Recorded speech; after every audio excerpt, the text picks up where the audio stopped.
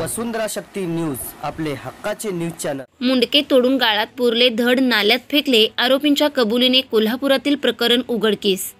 कोल्हापूर येथील हुतात्मा पार्कमधील नाल्यात 4 एप्रिल 2024 रोजी आढळलेल्या शीर नसलेल्या मृतदेहाच्या प्रकरणाचा अखेर उलगडा झाला आहे। जुना राजवाडा पोलीस व स्थानिक गुन्हे शाखेच्या पथकाने या प्रकरणात 2 आरोपींना अटक केली आहे।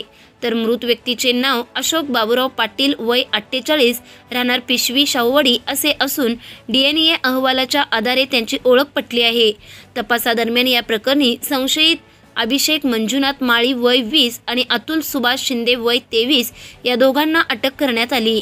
मुख्य सूत्रधार अजय उर्फ रावण शिंदे, वय 25 याचा एप्रिल 2024 मध्ये खून झाल्याने तो ठार आहे।